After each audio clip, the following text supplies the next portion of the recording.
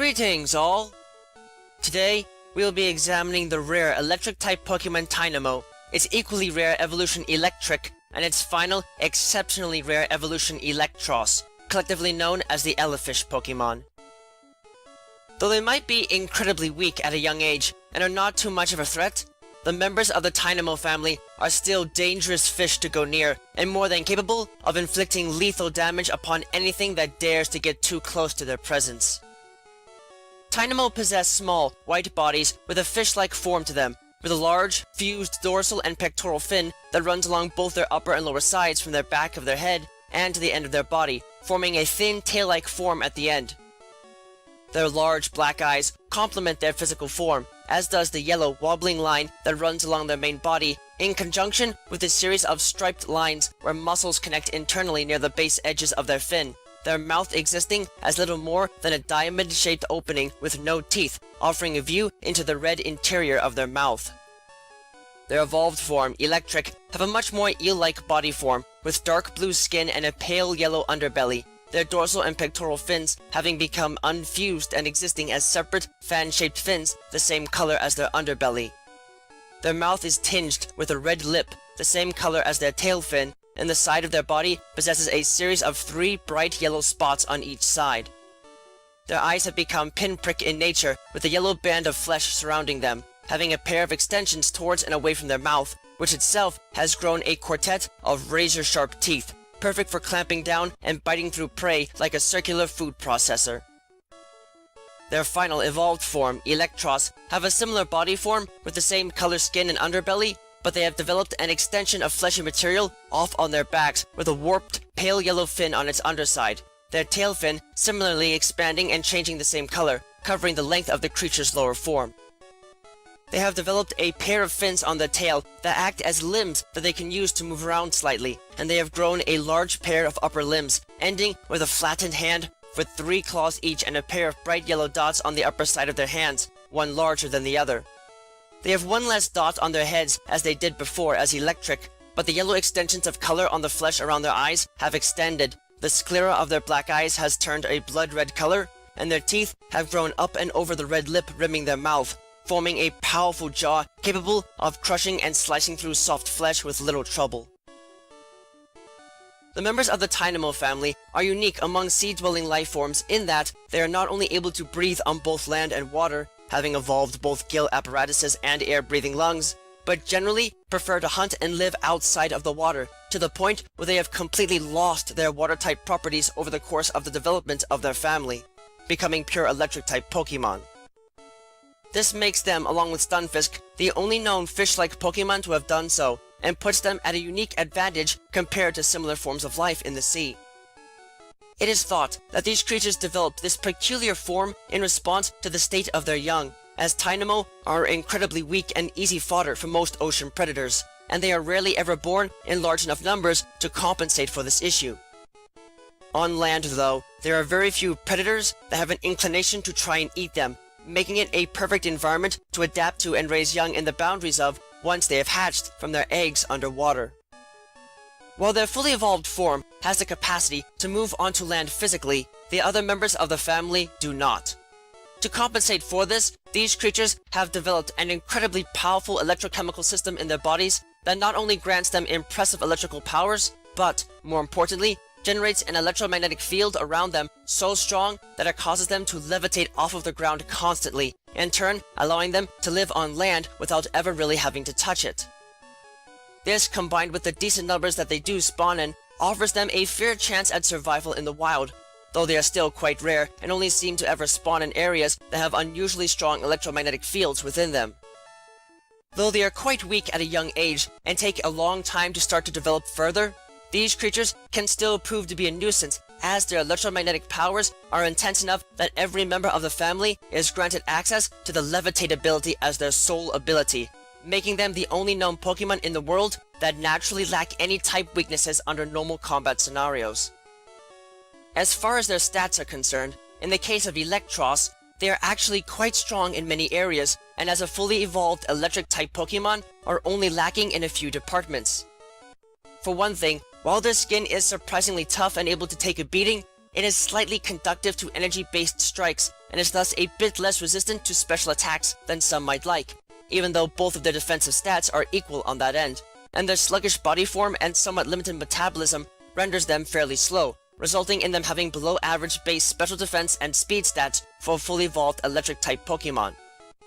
However, they excel in everything else, having useful physical defenses, deceptive stamina, and strong offenses, though their physical powers are stronger than their special ones, resulting in the remainder of their base stats being above average for fully evolved Pokemon of their type. As such, while they might not excel tremendously in any one stat in particular, Eelektross are powerful, well-balanced monsters that can more than prove to be a devastating force to have to deal with, and certainly a Pokemon you don't want to get near if you know what's good for you. At a young age, Tynamo are very weak creatures and really do not have much going for them in terms of both offense and defense. Their soft forms are readily harmed by even light damage, and the electrical powers granted by the electrochemical organs in their body and physical strength as a whole are quite weak, limiting them to pitiful tackle and spark attacks in close quarters for defense when threatened, a charge beam attack so weak that it practically just dribbles out of their mouth, and a thunder wave technique that basically serves as the only useful move for them to have access to. And to make matters worse for them, they do not gain access to any other moves at all until they finally evolve, which they do so fairly late into their life.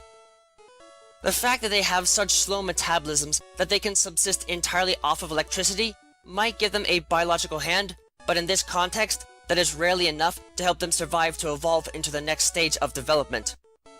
This would seem to make them easy prey given their limited numbers and weak powers, but this is where their unique biological form comes into play. While these creatures are still poor users of electricity as a weapon, their bodies are highly efficient storage units for it, effectively making them living batteries. While they are incredibly weak on their own, when many of these creatures come together, often traveling in decently sized schools to provide extra numbers to target and confuse predators, and to make their ultimate power a possibility, they can electrically link their bodies together and combine their power to release a devastating charge beam attack with the same vicious power contained in a lightning bolt, frying anything that dares to do harm to them and their fellow Tynamo. This can help these creatures survive fairly well in the wild and give them a chance, and it works extremely well given that they stay on land for the entirety of their young life, away from water where the electrical current generated could potentially overcharge them. Still, the lengthy amount of time needed to raise them to the point of evolution can make them a bit frustrating to work with, but the power that they will gain following this moment can still make them more than worth checking out and working with if one has the patience to do so. If Tynamo do manage to reach a state in their life cycle where they are able to evolve, their transformation into electric alters their personalities immensely, granting them a body that is able to make good use of the numerous electrochemical organs in their body to electrify others and converting their EV yield of 1 in speed to 2 in attack. For starters, when these creatures finally evolve, they instantly gain access to a host of new moves courtesy of their new biology, including Crunch, Headbutt, Bind, Acid, and Discharge, and can further go on to learn more powerful moves like Thunderbolt, Acid Spray, Coil, Wild Charge, Gastro Acid, Zap Cannon, and Thrash. While they lose the ability to use their entire bodies to deliver tackle attacks, this is of little concern to them, as they dominantly spend their time living in the water instead of the land, traveling there as Tynamo when they are close to the point of evolution. While they still might not be incredibly strong, in the water, these creatures are relentless hunters as a result of their higher metabolism compared to Tynamo, and will ambush any prey they can wrap their bodies around and viciously attack them, using the electricity-producing organs on their body disguised as bright yellow spots on their form to paralyze others, wrapping their long, eel-like bodies around their prey and electrocuting them into submission before using their razor-sharp teeth and tubular mouths to slowly bite the prey into small pieces they can swallow whole. These creatures can produce enough electrical charge to haul in 30 pounds of food a day, and usually need to eat at least half of that to sustain their intense internal forms due to their metabolism, and can thus be a vicious handful to have to deal with.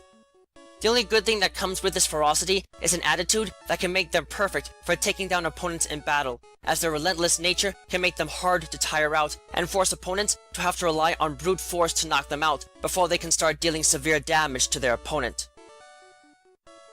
Normally, Eelektrik are unable to easily evolve past this stage of development in their life, and are content with living their existence in this state. However, if they grow to a very old age, or if they are exposed to the radiant energy of a thunderstone, their bodies mutate in response, causing them to evolve into the monster known as Eelektross. As a consequence of their evolutionary pathway, once these creatures evolve, they lose the ability to learn any new moves naturally. But the extra power they receive from the evolution more than compensates for this. In evolving, these creatures develop a small pair of pectoral fins near the base of their body and grow a pair of massive arms, tipped with razor-sharp claws that not only grant them access to the crush claw attack, but in conjunction with their newly developed pectoral fins, actually allow them to walk on solid ground instead of just having to levitate in the air when out of the water. This enables them to switch their predatory tactics and include more exotic prey items into their diet, and they will often hunt down land-dwelling prey items more so than they do aquatic ones, using their newly developed limbs and fins to run along the shore and attack anything that might be standing close to the edge of the water, dragging them back into the sea. Once they have successfully hauled the prey item back into the water, it is curtains for the prey, as Eelektros will proceed to open their toothy maws wide and latch onto the neck of the prey item, partially swallowing their head before biting down near their jugular and releasing a massive surge of electricity that kills the prey item instantly, allowing Eelektros to finish their meal in peace. The blast of electricity is far more severe than anything that Eelektrik could ever produce, and is part of the reason why Eelektros can also get access to the ion deluge technique after evolution. As a whole, these powers and behavior more than make these creatures a serious threat to have to worry about, and while their metabolisms may be slower compared to Eelektrik, the impressive power they possess here renders them a force to be reckoned with, especially since their anatomy is very flexible and they can learn a great variety of different moves via artificial means. Moreover, their penchant for only traveling back into the water to kill prey and lay eggs, as their eggs are still mostly liquid and have not adapted to existence on dry land yet, further helps to set them apart as one of the most dangerous creatures to ever crawl out of the ocean and journey onto land, and definitely not a Pokemon to ever underestimate. Though they may be more than a bit unconventional as Electric-type Pokemon, the members of the Tynamo family are powerful beasts that can definitely make their presence known and give opponents a shocking battle every time they hit the battlefield. It may take you a while to get them to a fully evolved state and ready for action, but for those who are willing to be patient with them, the results can be more than worth the wait. If you plan on hunting down one of these creatures to add to your collection though, be wary of them in the wild, as almost any form in their family is one to fear. Getting hit by a bolt of lightning can be hard. Getting constricted and then electrocuted can be worse. But if you dare to travel near the water's edge where their fully evolved form dwells, you had best be prepared to run, or you might find the jaws of a hungry Eelektros clamping down on your neck to be the last thing you remember before a shocking end to your life.